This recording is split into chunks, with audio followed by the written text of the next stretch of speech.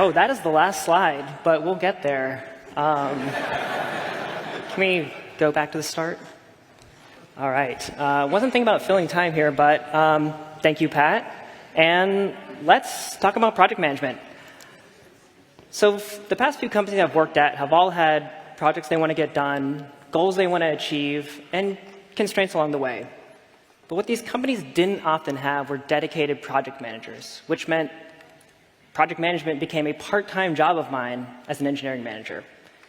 Now, this is the part where I also say, like Josh, I'm a fraud. I do not have the training nor credentials to be a project manager, so why am I up here talking about it? Well, fortunately for me, I learned a lot from my teams, from my peers, from my managers, and I'd like to share a little bit of what I've learned along the way so that you too can be an effective and part-time project manager. So let's talk about estimates. Estimates are a critical part of planning a project. Understanding how much something is going to cost is important. But while it's common, it's one of those things that's easily misunderstood or easily misinterpreted, especially when talking to other teams across the organization. For example, one team might want to use points to measure something like effort.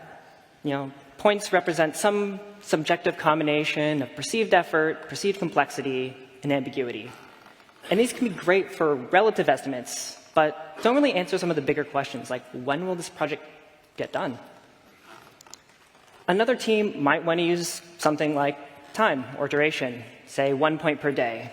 And while this grounds estimates in a much more common unit that both technical and non-technical folks can agree on, it doesn't really account for reality. Things happen. Folks are sick. There are unknown unknowns. So my tip here is to choose intentionally. There's no right answer here. What's right for your team might not be right for my team and vice versa. But choose something, be consistent, and translate along the way.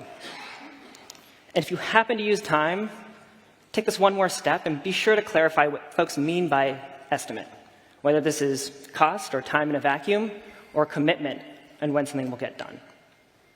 Okay, let's talk about constraints. So while planning is critical, your team is going to be getting things done, shipping code, making progress, learning things, and at some point, your plan probably won't be right anymore, and you'll need to change it. And that's okay. That's expected. Plans are never perfect. Knowing your constraints, which ones are firm and which ones are flexible, can help you and your team understand how to change your plan when the time comes. And two common constraints are time, when something gets done, and scope, what gets done.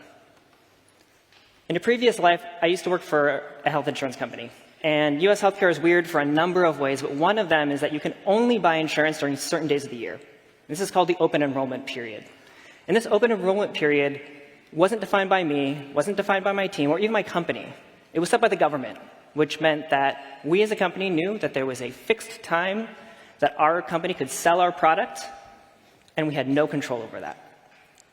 And while we knew these dates well in advance, year after year, as the start of the open enrollment period approached, we would have to ruthlessly cut scope. Why? Because this was a time-bound project, a project where it was more important to ship something by the planned date than it is to delay launch to complete our previous roadmap. Oh, I'm supposed to do that, yeah.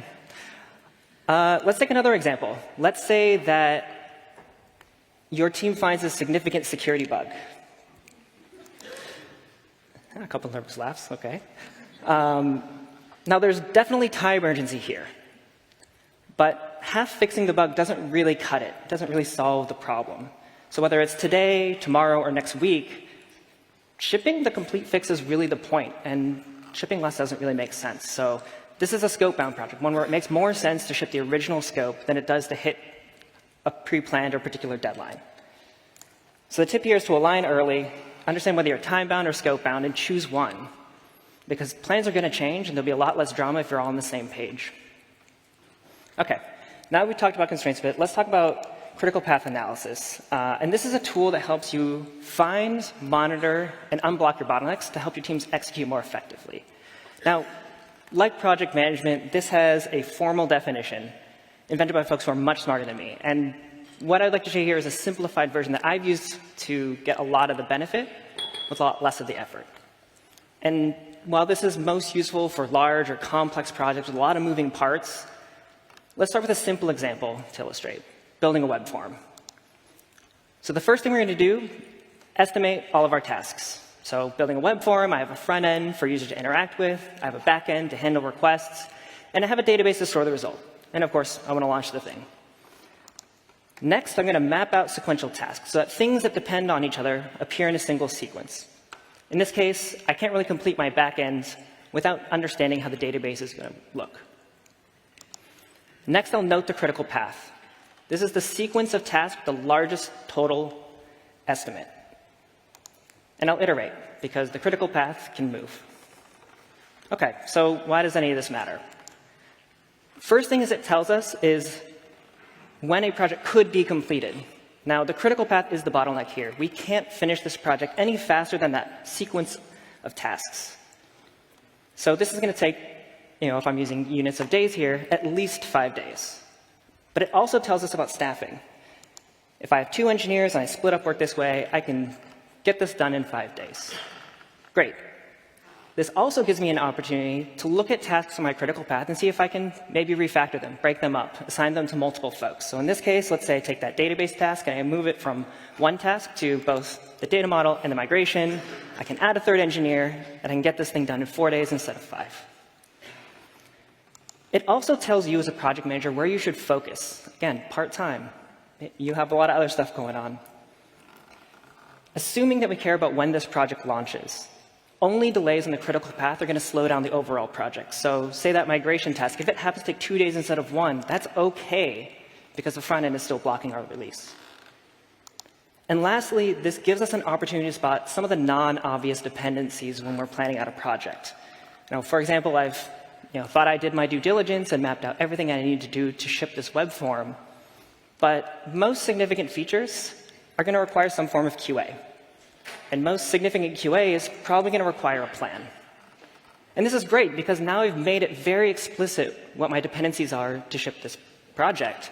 And I've also learned that unless somebody gets on that QA plan, the team's going to be blocked as soon as their code complete. So let's recap. We talked about estimates and how being consistent can help you and your team plan more effectively. We talked about constraints and understanding whether you're time-bound or scope-bound will help you update that plan when the time comes. And we talked about critical path analysis, a tool to help you and your team more effectively execute and deliver faster. And I want to leave you with just one last thing. Remember the goal. Remember the impact your team intended to have with this project, and the rest will get easier. All right, that's all. Thank you.